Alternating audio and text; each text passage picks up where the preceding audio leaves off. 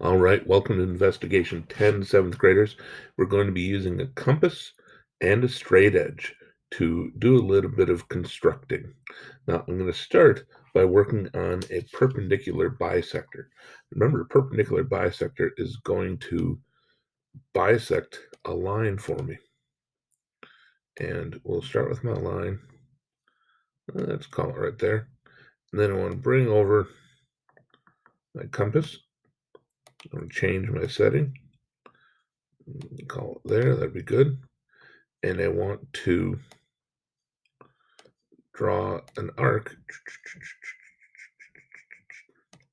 And then I'll slide over the other side, go way over here, good, right in the corner. And I want to draw this arc too. So let's draw my picture. Awesome. Now I'm going to take you, put it over there, and you can see I have those two arcs, and I can't change my settings.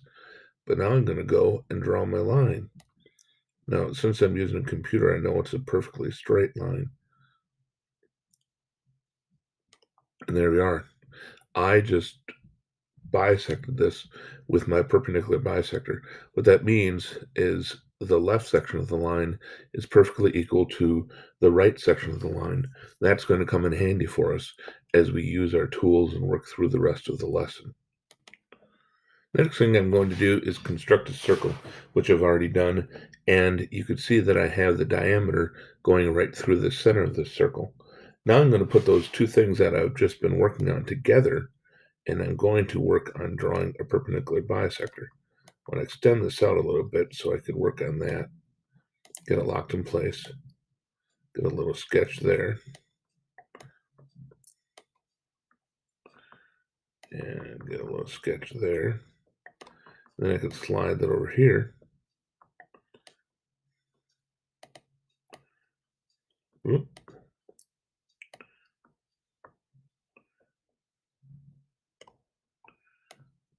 And let's keep that going. Whoop. Okay, that'll work. Okay. Now, I can move that out of the way. You can see I have my perpendicular bisector. So I'm going to get that section in here. Good. And you can see that original circle, I have two sections here. Well, what did I do? Oh, I set it up where I can make a square. I connect those pieces together, and now I have a perfect square, just like that. We've bisected our angle, but we haven't bisected, we bisected a line, but we haven't bisected an angle yet. Now, you might be tempted to think, oh, I better take this out. No, you do not need a protractor to bisect an angle. We're going to use our compass. Now, I want to change this a little bit. That should be fine. Get that locked in place. All right, moved it around a little bit. And I want to slide that right to the corner. And I need to get a mark there. Yeah, I'll just slide over there, buddy. There we go. And a mark there. Good. Now if I can move it. Okay. So I have 2 points. And I'm going to be working on an angle bisector. So I know it's going to be somewhere in the middle. Right there. And right there. We're going to get this guy out of the way. And you can see I have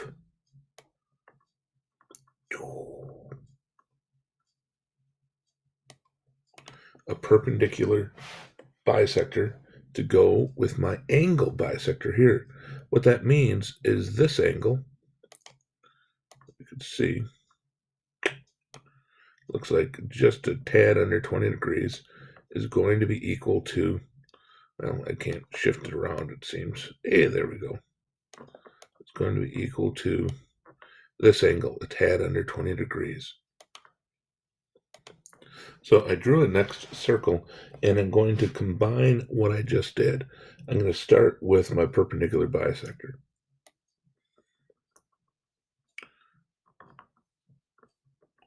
And I'm just going to go and arc all the way around over there. And you notice I changed my color just to make it hopefully a little bit easier to see. Oh, and you know what I realized? I didn't lock it in place. I'll fix that. Okay, I've got that problem solved. It's locked in place.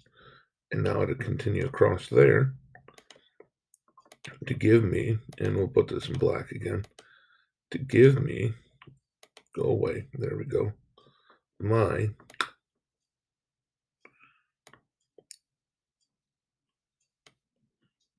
perpendicular bisector. Now, as I look at this, you're going to see 4 angles. So we'll go and let's use green on this one. Take my green pen, and I'm going to make perpendicular bisectors for each of these. And I'm going to want to slide that over. Ignore the little green line, that's okay. And I want to bisect each one of these lines. So it's going to be right around out there. Make this nice and small. Good. And the nice thing is all the directions you need are going to be right on your the lesson book. Okay, now there's a mark. And let's slide this over here.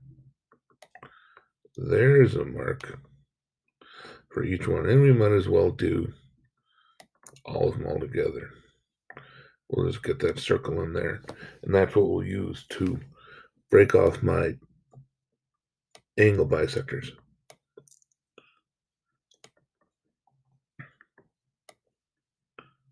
I'm going to keep that on the dot.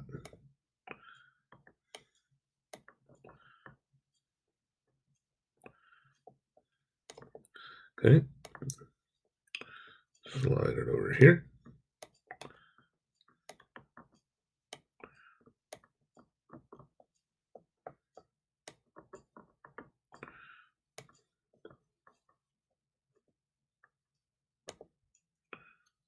Slide it over there.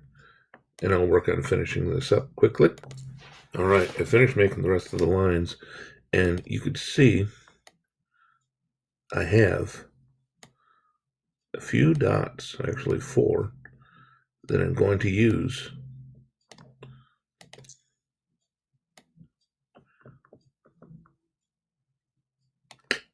one,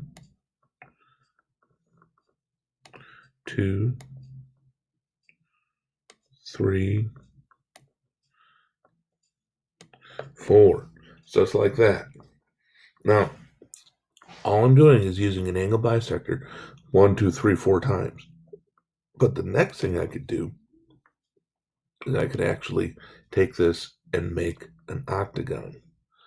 I don't want my compass. I just want to draw lines from each of these corners. Boom. 2, 3,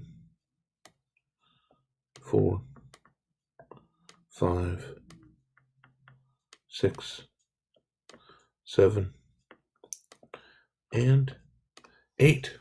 I've got my octagon. So I use my perpendicular bisector as well as my angle bisectors to do all of these things. You might have some questions. I would not be surprised if you do. I'd be happy to work through this with each one of you individually. If you need some help, please let me know.